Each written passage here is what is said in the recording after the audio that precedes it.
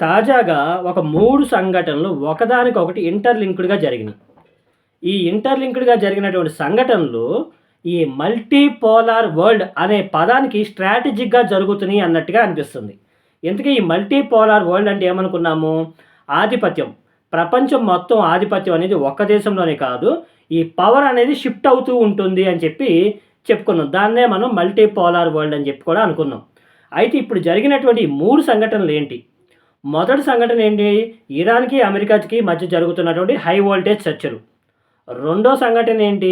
ఈ నార్త్ కొరియాలో Kim Jong president ఉన్నాడు కదా! ఆయన ఏం చేస్తున్నాడు? సరిహద్దుల్లో ఒక 50 మిస్సైల్‌లు పెట్టుకొని బ్లాక్‌మెయిల్ చేస్తున్నాడు. ఎవరిని? అమెరికాని. ఇప్పుడు మూడోది కొత్తగా క్యూబా ఎంటర్ అయింది. క్యూబా ఏం చేసింది? తన సరిహద్దు ప్రాంతంలో స్పీడ్ బోట్‌లో వస్తున్నటువంటి కొంతమందిని ఒక నలుగురిని కాల్చి చంపేసింది. దానికి కారణం టెర్రరిస్ట్ అటాక్ అని చెప్పి అమెరికా మీద ఆరోపిస్తుంది. ఇక్కడ ఈ 3 సంఘటనలు ఒకదానికొకటి ఇంటర్‌లింక్డ్‌గా జరుగుతున్నాయి. అంటే స్ట్రాటజిక్‌గా ఏమన్నా ప్లాన్ చేస్తున్నారా? లేదా వీళ్ళ వెనకుండి ఎవరైనా సరే నడిపిస్తున్నారా? ఇక్కడ అగ్రరాజ్యాన్ని వణికించడానికి చైనా, రష్యా, ఇరాన్‌లు కలిసి బ్యాక్‌గ్రౌండ్‌లో చేస్తున్నటువంటి స్ట్రాటజిక్ ప్లాన్స్ అనమాట ఇయి. ఇంతకీ ఈ 3 సంఘటనలు ఏంటనేది ఒక్కసారి కొంచెం డీప్‌గా చూద్దాం. ఫస్ట్ సంఘటన ఏమనుకున్నాము? ఇరాన్‌కి, అమెరికాకి హై వోల్టేజ్ చర్చలు. ఎందుకని? ఇరాన్ ఏం చేస్తుంది? తన దగ్గర ఉన్నటువంటి ఈ యురేనియం నిల్వలు ఉన్నాయి కదా! యురేనియం నిల్వలని డైరెక్ట్‌గా 60%కి పెంచింది. ఆ టైంలో ఏం చేసింది? అమెరికా ఏం చేసింది? తన దగ్గర ఉన్నటువంటి అతిపెద్ద యుద్ధ విమానాల నావికా దళాన్ని తీసుకొచ్చి ఇరాన్ దగ్గర పెట్టింది. సో, ఇక్కడ వీళ్ళిద్దరి మధ్య కొంచెం అటు ఇటుగా బ్యాలెన్స్‌గా ఏమైనా తప్పినా అణుయుద్ధం అయితే గ్యారంటీగా జరుగుతుందక్కడ. First point. ఇకపోతే రెండోది, ఇప్పుడు కొత్తగా ఏంటి నార్త్ కొరియా ప్రెసిడెంట్ ఏం చేస్తున్నాడు కిమ్ జాంగ్, మమ్మల్ని గాని కెలికితే లిటరల్‌గా ఈ వర్డ్స్ అండి. మమ్మల్ని గాని కెలికితే సౌత్ కొరియాని నామరూపాలు లేకుండా చేసేస్తామని చెప్పి వార్నింగ్ ఇస్తున్నాడు. ఇంకో మాట ఏమంటున్నాడు?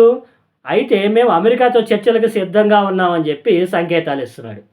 ఇక్కడ ఫస్ట్ పాయింట్‌లో అమెరికానే టార్గెట్. సెకండ్ పాయింట్‌లో కూడా ఇక్కడ అమెరికానే టార్గెట్. ఇకపోతే కొత్తగా ఇప్పుడు ఈ మల్టీపోలార్ వరల్డ్‌లోకి క్యూబా ఎంటర్ అయింది. క్యూబా ఏం చేసింది? తన సరిహద్దు ప్రాంతాల్లోకి స్పీడ్ బోట్ ద్వారా వచ్చినటువంటి ఒక నలుగురిని ఈ క్యూబా నావికా దళం ఏదైతే ఉందో, సైన్యం ఏదైతే ఉందో కాల్చి చంపేసింది.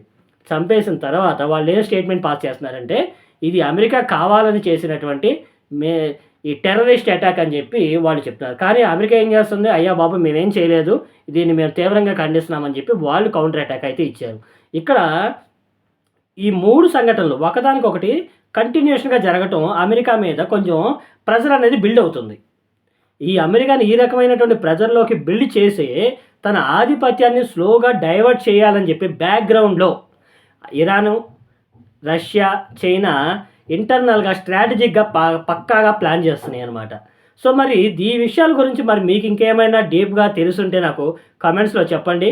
వచ్చే వీడియోలో కలుద్దాం. Thank you so much.